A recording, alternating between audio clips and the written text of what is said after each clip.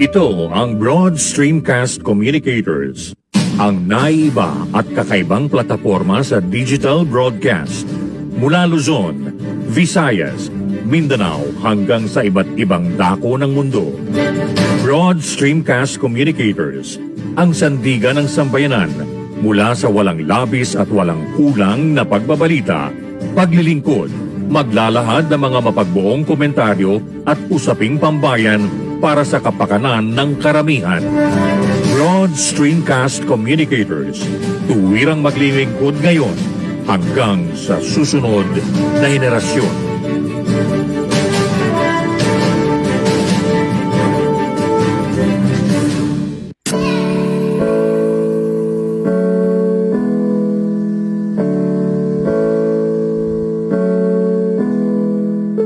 Buhay Online, Chikahan at kaalamang pangkabuhayan. Ating tunghayan, pakinggan at tuklasin ang mga pangyayari at kaganapan sa mundo ng online. Buhay Online, Chikahan at kaalamang pangkabuhayan. Alamin ang pinaka-latest trends mula sa trabaho at kung hanggang saan na ang narating ng teknolohiyang ito. At ngayon, narito na ang ating host, ang ating Techiemommy, si Jaye C. Bautista.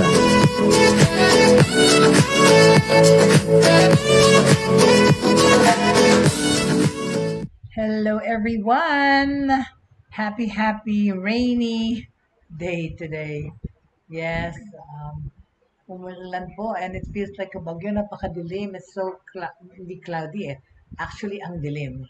It's very dark outside. Happy Thursday, happy January 5, 2023. Maulan na Thursday sa lahat. Ano ba ito naging Fahrenheit tong? It's 75 degrees. Ano ba yan? Fahrenheit. Naging Fahrenheit dito bigla. At ganun. Naging Fahrenheit. Hindi po alam kung ano yan sa ano. Right? What is it? And anong ilang degrees to? But it's actually cold. It feels very cool here. And not na lang yung Fahrenheit ito. It's very cool here in Pampanga. Umuulan din daw sa Manila. So, really, we're experiencing rainy weather and kind of cool. Hindi na nga po nag-aircon sa gabi kasi malamig eh. But, happy Thursday everyone. And I think classes are suspended in some levels. But meron bang bagyo? Pero no, wala pa ako nabasa actually about bagyo. But of course, we're still in the new year. We're still taking to heart yung mga resolutions ng mga tao. The tips that they want to hear regarding possible resolutions that we want to make for this new year. Okay, but of course, before anything else, let's talk about round the clock and roundabout news using technology so that we can know what's happening as it happens. Okay, so first thing and foremost, of course, ito sa guys sa background ko, inflation. We're talking about inflation, which is happening all over America, ridiculously high prices, right? So, taas na lahat ng bagay. My brother, my kuya, just came back from their trip to America, where they spent Christmas and New Year with my other brother in Los Angeles, no? And the family of my sister-in-law also in Palm Springs. But speaking of inflation, right? Let's okay, let me just show something. Ngayon ko na lang gagawin kasi let's talk about inflation, right? Okay. Hold on. Bear with me lang po. This is news for today, January 5. Diba? Dahil Excuse me. Let's talk about inflation in the Philippines muna, okay? And then later on, we already know how it affects everybody in the world, from gasoline prices to food. Yun na lang nga sa Philippines, yung onions, you know. My partner, my fiance went to market this morning. Siya po ang nahiling magpalengke sa amin at nagluluto. But ako rin, I love going to the palengke. But today, I had so much to do online that I didn't go to the palengke. Buti man kasi ang lakas ng ulan. But he said, as of kanina, as of today, the onion dito sa Pampanga ay 350 kilo. Okay? 350 a kilo daw ang onion. Kanina sa palengke po Ayun po, as of today, January 5. Medyo bumaba because last week, past 2 weeks, it was in the 400, 500, rate. Pero 350 daw ngayon sa palengke. Siyempre, hindi kami makapagsisig na negosyo dahil for this reason kasi ang taas, di ba? Hindi mo pwedeng gawing affordable na less than 100 ang isang dish para sa mga estudyante na sisig with rice because your cost is too much. So, as of today, 350 ang onion dito in Pampanga. Right? So, hello, welcome to those people watching.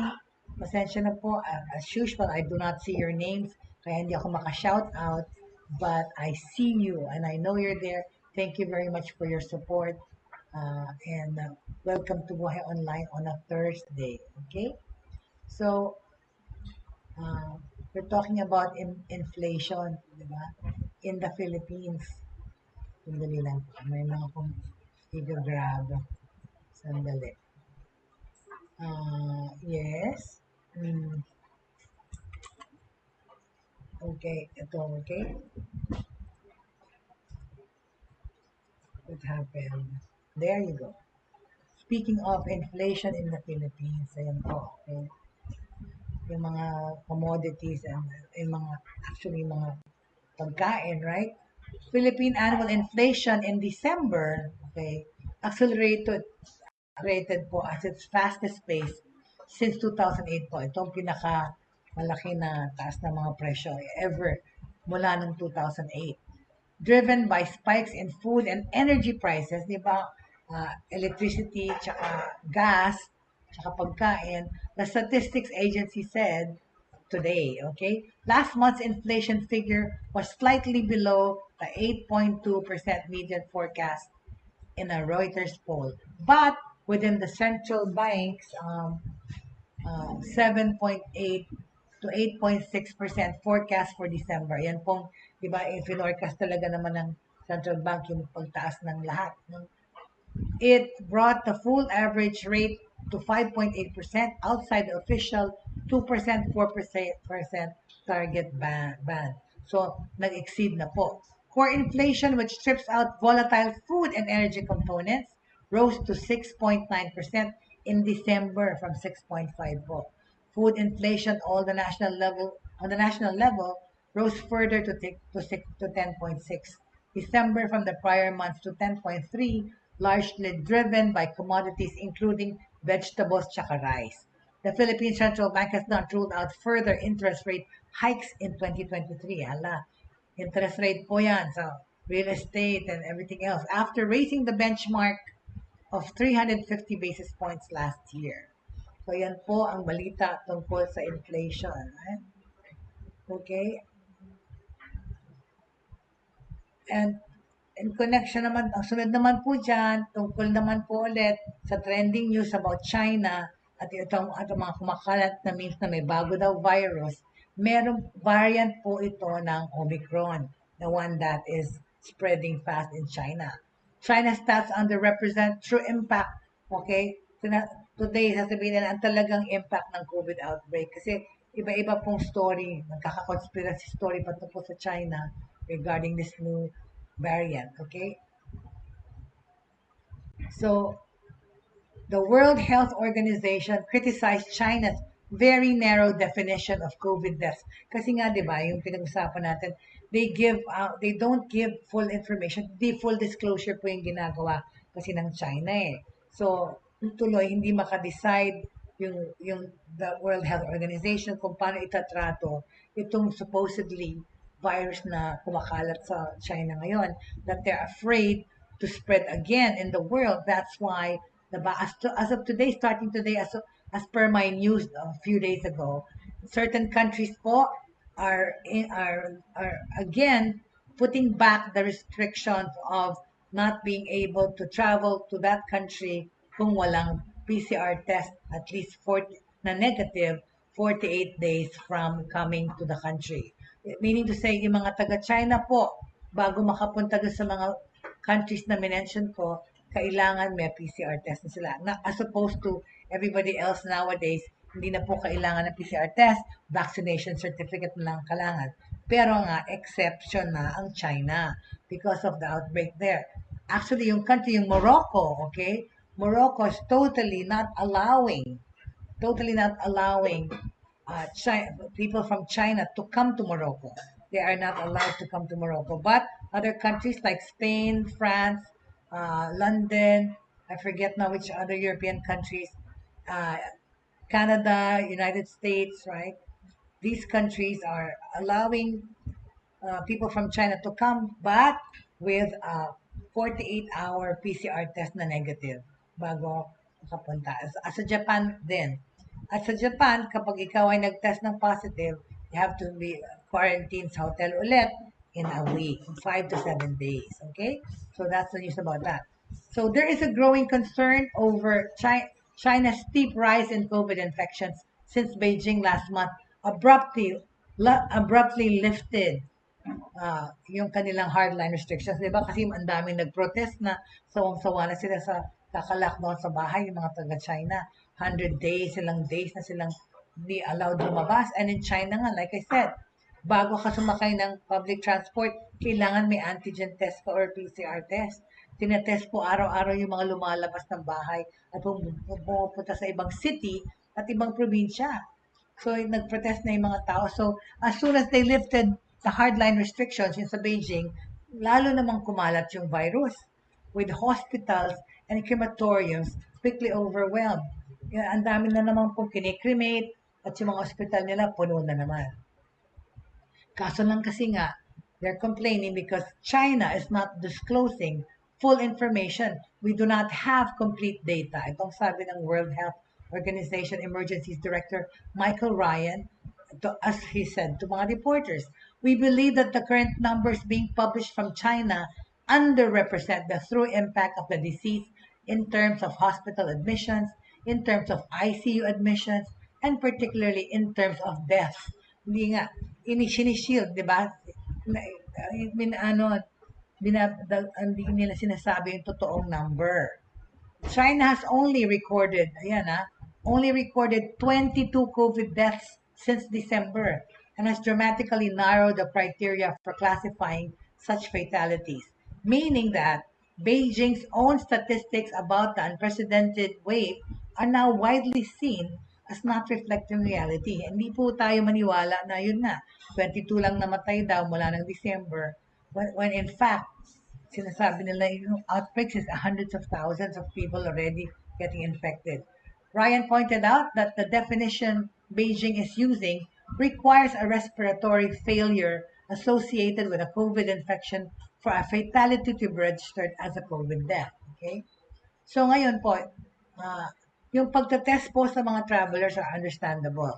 EU countries have also echoed the World Health Organization's concern that Chinese data on COVID infections was insufficient. Diba? Ulit-ulit sa news na ayun po ang concern nila tungkol sa China na hindi dinidisclose o sinasabi yung totoong statistics regarding COVID-19 infections. So as countries grapple with the best response to the surge in cases, a crisis meeting of European Union experts said kahapon that EU countries were strongly encouraged to demand COVID tests again from passengers coming from China. The meeting was held to coordinate a joint EU response to the sudden inflow of visitors as Beijing lifts its zero COVID policy. Yun na nga, ang Beijing po, tinanggal na nila yung zero COVID policy. Kaso, nagsaspread pa rin, which had largely closed the country off to international travel. The experts also recommended that passengers to and from China, they have to wear face masks. So whether pakapunta sila sa America or anywhere, sila required mag-face mask pag nakapunta man sa America or sa Canada or sa ibang European countries. So,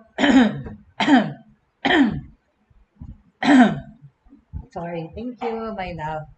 Nakalimutan kong kunin yung tubig. So, thank you very much. Salamat, my love. So yeah, so World Health Organization Chief Tedros Ghebreyesus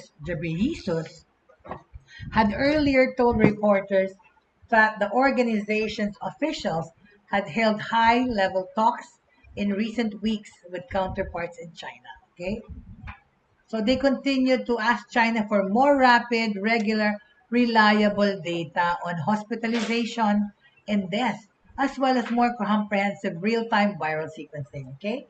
Sinabi pa nila that the UN Health Agency understood why some countries were introducing fresh COVID curbs on visitors from China. Kasi nga, yung nagsa-circulate na mga news, iba-iba tsaka hindi kompleto. No? Hindi sila sigurado kung ano yung totoo. Okay? With circulation in China so high and comprehensive data not forthcoming, it is understandable that some countries are taking steps they believe will protect their own citizens. The United States, for instance, which will require negative tests from most travelers from China starting Thursday, which is today. Yun yung sinabi ko sa news. Starting today, hindi lang China, hindi lang United States, pati Canada and Spain and France and other European countries will require travelers from China to have a PCR test from a valid or an accredited health facility na negative test at least 48 hours before departure to the country where they're going. Okay? So, the United States will require negative tests from most travelers from China starting today, praised the role of the WHO and the World Health Organization, and said Washington's own precautions were due to the lack of transparency from Beijing. The UN body is in the best position to make an assessment due to its contact with Chinese officials. They are saying that this is the most transmissible subvariant. Yung Omicron na nga, di ba, highly infectious. Pero hindi naman ganun ka-dangerous as seen in the results of the low death rates because of Omicron, tsaka yung, patuloy pong infection, pero ang mga tao, less hospitalization na po, di ba? People are doing quarantine sa bahay nila. Pero, itong recent nga, sa China, punong-puno na naman yung mga hospital nila because of this subvariant. Outside of China, many experts have their attention on the US and Omicron subvariant XBB 1.5, which has been detected in 29 countries so far. Maria Van Kerkhove, the WHO's COVID-19 technical lead, said it was the most transmissible subvariant that has been detected yet. However, there is no indication as yet that XBB 1.5, which has been spreading rapidly in the northeastern United States, causes more severe diseases than other types of COVID. Thank God. Hindi pa ho yun napoprove or disprove. Napoprove, okay?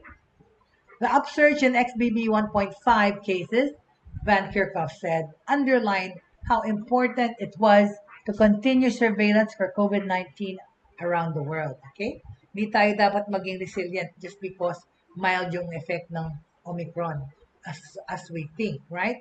There were more than 13 million COVID cases reported to the World Health Organization last month alone.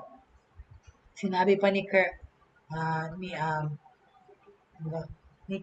Kerkhove, okay, sinabi niya pa, we know that that's an underestimate because surveillance has declined. Tama, yung contact tracing po, hindi na nila ginagawa. So, malamang na itong mga numbers na to ay kulang pa. There was only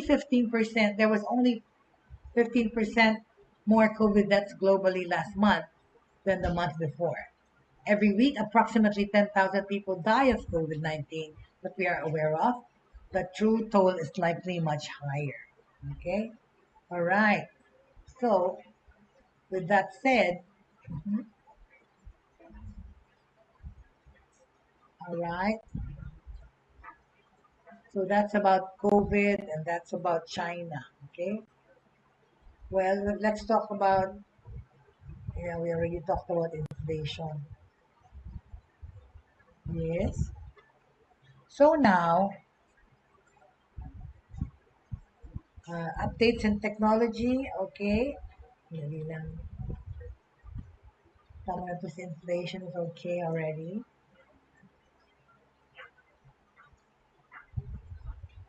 All right.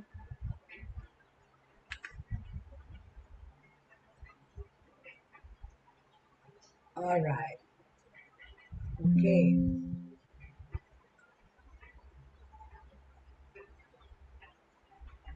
Moving right along.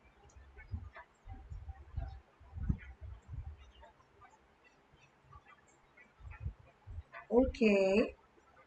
So, moving right along with our topics to consider and talk about.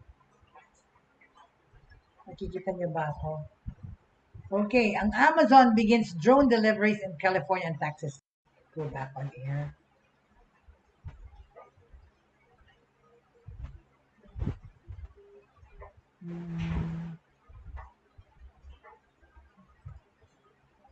There, I can see myself. Okay. Hi, nako, technical glitches all the time. So I was talking about yung drone po, no? Na ngayon ang mga drone ay it's being used by delivery and Amazon has spearheaded this drone delivery, okay? They started Christmas, no, in December 29 was when they started delivering in California, okay? So, bakit wala?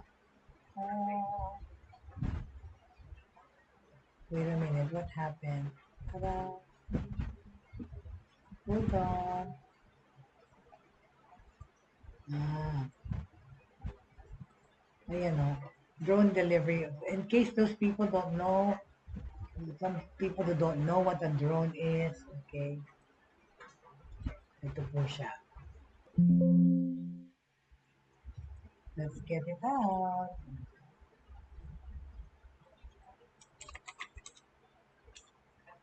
There you go. Ayan po. See? So, ayan po yung drone na nag-hover na ngayon sa mga ibang ere because nag-deliver na sila. As I was saying, okay? Uh, okay, so Amazon Prime started fulfilling orders via aerial carriers sa Lockport, California, and College Station, Texas, due to their limited area and populations. Amazon Air spokesperson Natalie Bankett told KTXL Fox 40, "Our aim is to safely introduce our drones to the skies.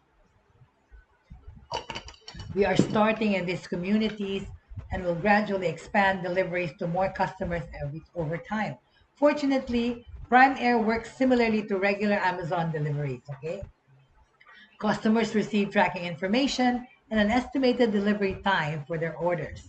Amazon said the drone will fly to the designated delivery location, descend to the customer's backyard, and hover at a safe height. It will then slowly release the package and rise back up to altitude. Moreover, Amazon focuses on making drones safe and unobtrusive to human activity. The company uses the MKT-27-2 delivery drone designed to make less noise than other machines. So maingay pa pala to. Okay? The drones use artificial intelligence to fly autonomously and avoid obstacles like chimneys and power lines. So, okay, they are remote controlled, but there's no physical person there. Okay? Yet Amazon assigned staff to monitor the drones closely. After all, initial testing yielded numerous crashes. See? Hindi mo maiiwasan yan. Lalo na pag pinakawalan mo na doon sa kalawakan, so to speak, how can you even manage it, right? Hindi mo masasulong. Okay? The drones use artificial intelligence to fly autonomously and avoid obstacles like chimneys and power lines. Yet, Amazon assigns staff, okay, sabi sa inyo, hindi completely na mag, what do you call this? Mag-iba yung work environment by replacing people with AIs or robots. Kailangan pa rin ng human touch, of course, para i-program. Ang human touch para madagdagan yung parang emotion itong mga kung may robot man, or the personal touch is still there so that you won't feel distant, okay, na ang kausap mo lang AI or something, okay. Yet Amazon assigned staff monitors to monitor the drones closely. After all, testing yielded numerous crashes. Okay, The Verge notes that an incident in Pendleton, Oregon, according to this article, an Amazon air drone fell 160 feet and started a brush fire that expanded some 25 degrees. Okay, some 25 acres. That brush fire spread like wildfire. Okay. Soon, Amazon may begin drone deliveries in other areas. Recent fillings indicate the service will become available within 3.73 million miles of its delivery center in Texas. Okay? So, ibig sabihin, may mga nagde-deliver na. Okay? They've started like a pilot flight. Okay? Recent fillings indicate the service will become available within 3.73 miles of its delivery center in Texas. Okay? Also, another one will operate within 4 miles of its prime air drone delivery center in California. Okay? To summarize all this po, para maintindihan natin mas mabuti kung bakit masarap, kung bakit mas madali na ngayon mag-deliver by flying a drone. Siyempre talaga, actually, supposedly, it's gonna be faster because walang traffic sa air. Pero on the contrary nga, di ba, nagka-traffic sa air eh. Yun lang naman yung question ko, paano tong airspace na gagalawan nitong drones? Di ba? Pwede ba itong mag-cross ng prefecture to prefecture or province to province or island to island? Ano bang extent or expanse nitong drone delivery, right? So, Amazon begins drone deliveries in Lockport, California and College Station, Texas soon. It would likely become a mainstream service as other companies attempt a similar service. For example, Google's parent company, Alphabet, and supermarket brand Walmart launched their versions last year. If you need the latest digital trends, follow Inquirer.net. It delivers the tips and blogs you need to adapt to the world tech transformation. Okay? Talaga naman po, you have to keep up with it.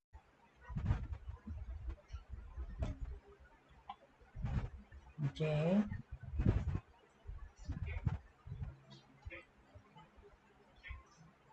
So, there you go. I'm there. All right. Thank you. Ay, nako. So, with that said, yung drone, may sagutan China tungkol sa mga travelers sa pagta-travel nila. China slams an acceptable COVID-19 curve on travelers from its territory. Okay? Sa kanya na nanggagaling. Okay? China called the mounting international restrictions on travelers from its territory unacceptable last Tuesday, January 3, after more than a dozen countries placed fresh COVID-19 curbs on visitors from the world's most populous nation. Ayan naman po, huwag naman sila magalit, di ba? Kasi, huwag naman magalit. Ito ba ito? Okay, so, ano ba yan? Mali.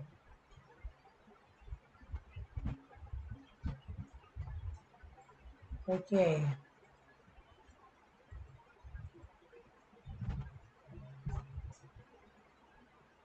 Yan, yung mga drone. Okay, so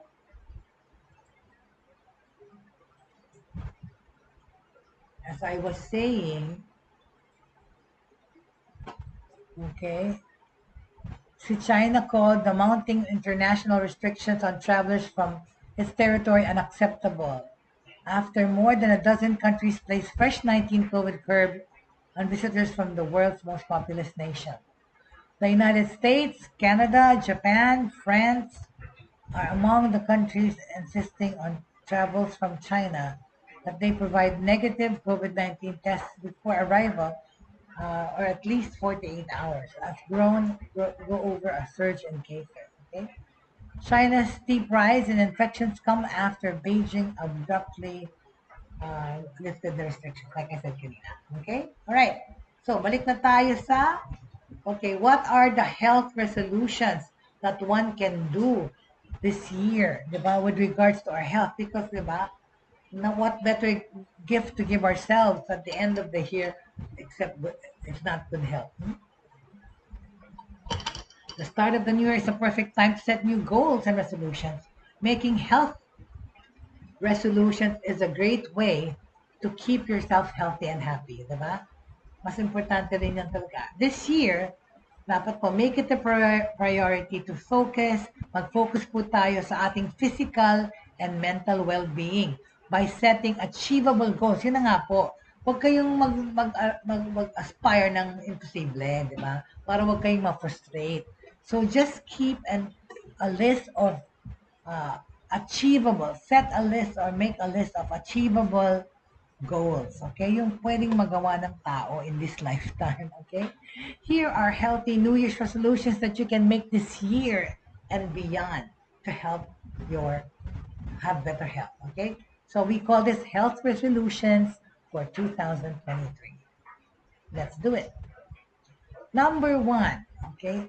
Prioritize sleep. Oh my God, I am so guilty of not really ever sleeping so soundly.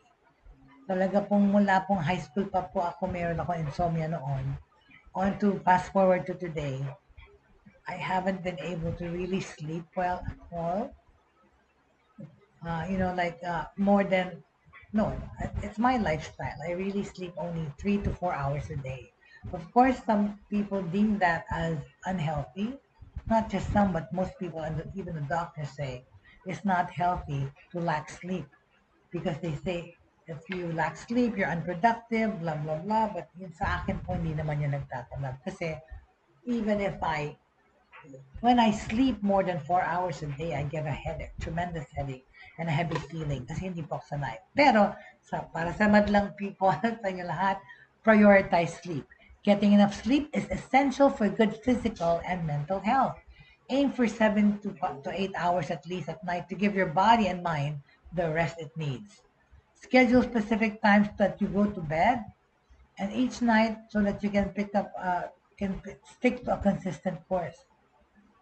If you cannot, try not to use technology at least an hour before bedtime so that you can relax and prepare for sleep. Okay? So number 1 is to prioritize sleep. Number 2 is to exercise regularly. O, alam na natin yan. Okay? It's no secret that exercise is good for your overall health, di ba? Alam naman na natin yan eh. Talaga lang mahirap to show restraint. So, exercise regularly. Okay? Why not make it one of your resolutions? Start small by going for short walks or jogging several times a week, then gradually increase the intensity as you become more comfortable with it. You can also join classes in yoga or Pilates if you prefer having an instructor guide you through the movements. Okay? Okay, next na importante para sa health resolution to ay for us to be eating balanced meals, right? Yes. Because sinasabi palagi, vegetables lang yan or ganyan lang. Don't do that because you're only cheating yourself, right? Okay, you're only cheating yourself. So eat balanced meals. Eating balanced meals is another important aspect of staying healthy in 2023, of course. And beyond ano po, isalihan nyo po yung diet nyo ng mga prutas, ng mga gulay, ng beans and nuts into your daily diet while minimizing processed food. Ayun pong iwasan nyo at bawalan sarili nyo pagkain ng mga ganito. Tada! Okay. So plan your meals ahead, okay? Incorporate lots of vegetables and fresh fruit, okay, and nuts and seeds into your daily diet while minimizing processed foods as much as possible. Diba? So dapat pa listan nyo na, okay? Minimizing processed foods. Yun nga, yung mga chips and oil, tsaka yung mga cup noodles as much as possible. Meal preparation ahead of time can help ensure that you always have healthy options available when hunger strikes. Okay? So ano pa ang resolution nyo? Itong ginagawa ko na to every year, forever na to eh. Practice, okay. Ano lang talaga ako? What happened? Practice self-care. Ayan po, okay? Importante yan. Practice self-care. Self-care, katakot. Taking care of yourself should be one of your most top priorities this year.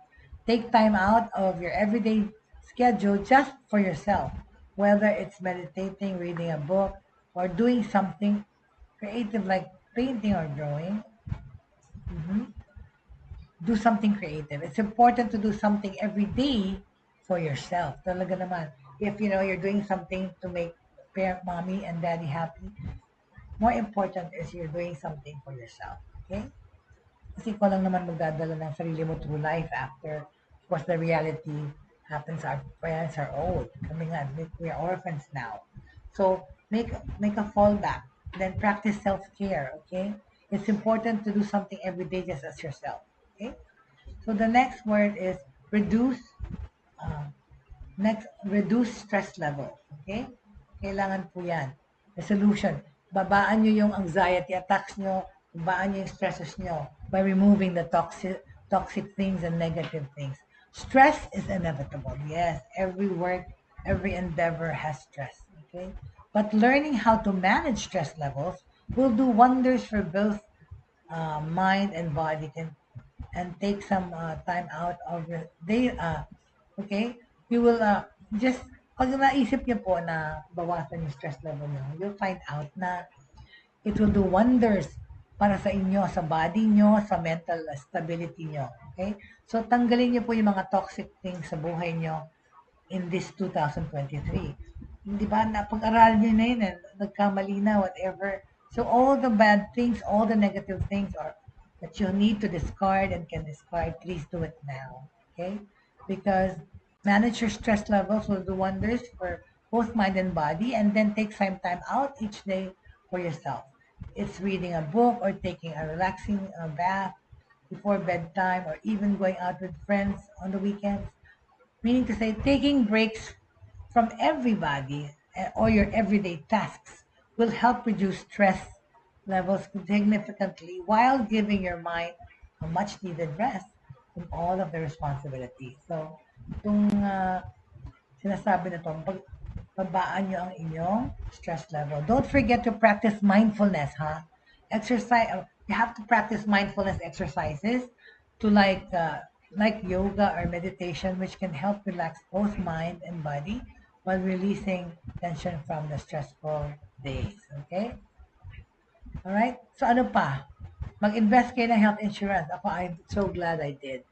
At least it covered some of my and now I can go to therapy again, right? Just for rehab for my legs, okay?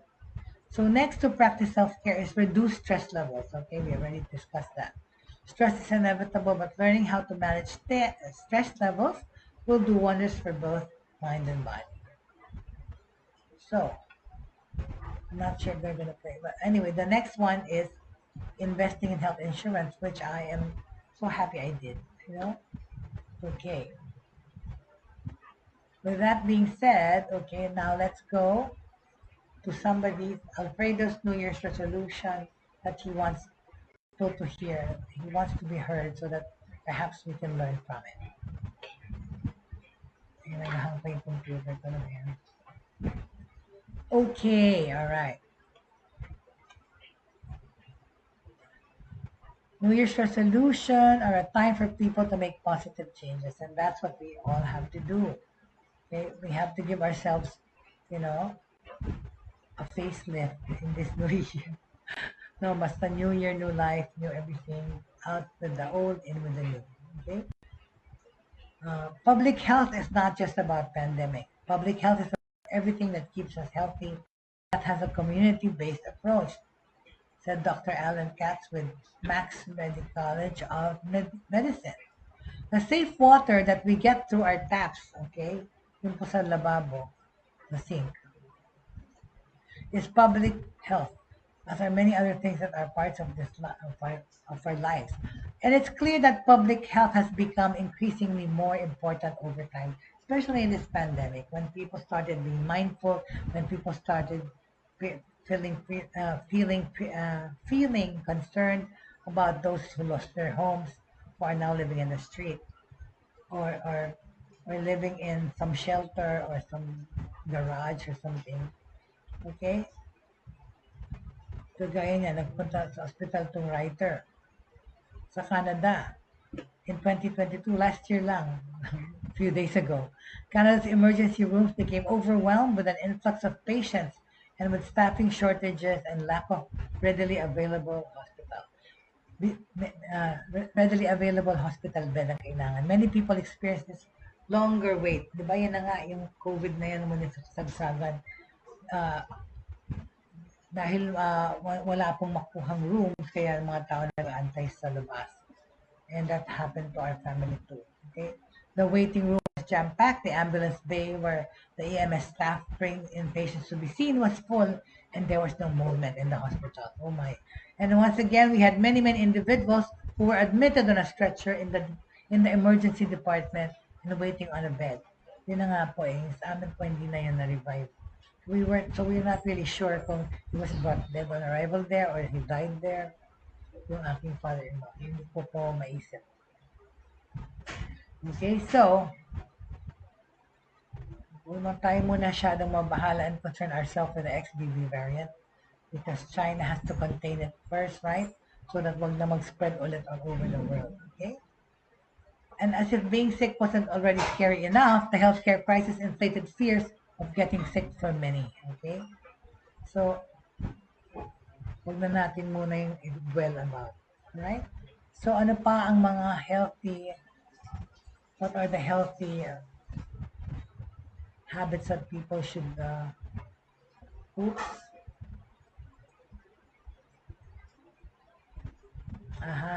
Anyway, ito na naman, patuloy talaga tong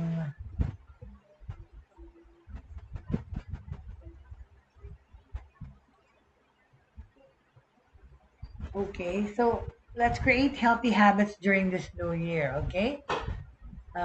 In Canada, emergency rooms became overwhelmed with an influx of patients and tsaka staffing shortages. Oh my gosh.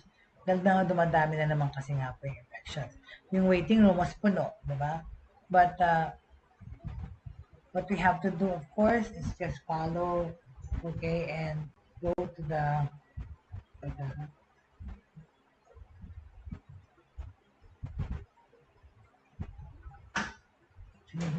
what happened here? Oh, never mind. There you go. Okay. So,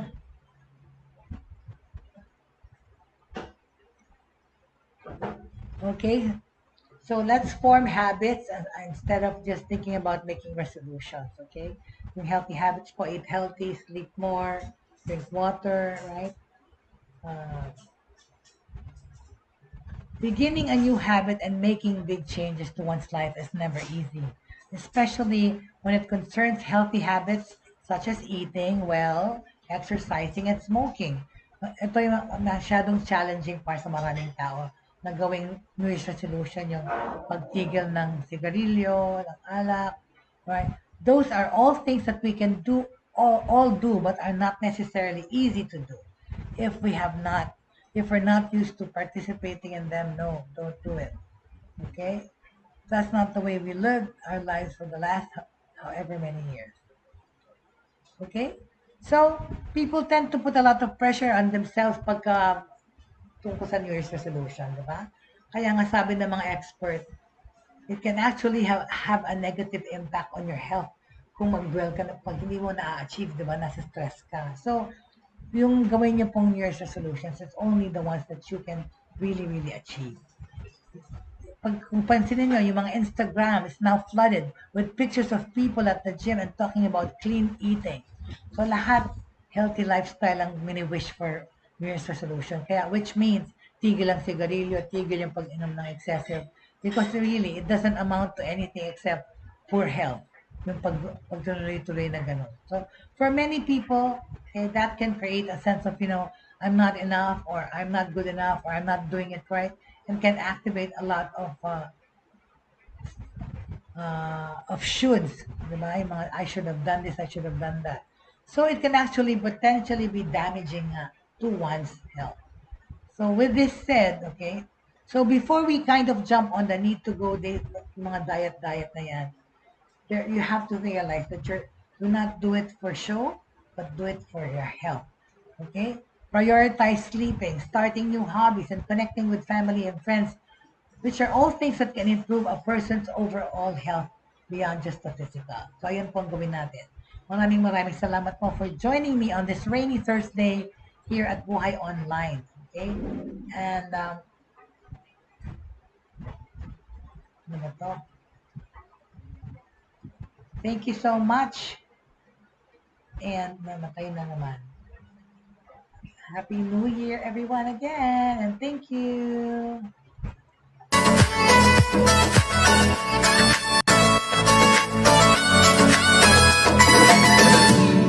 Inyong natunghayan at napakinggan ang mga makabagong pamamaraan sa mundo ng online sa pamamagitan pa rin ng Broad Stream Cast Communicators. Hanggang sa muli, maraming salamat po.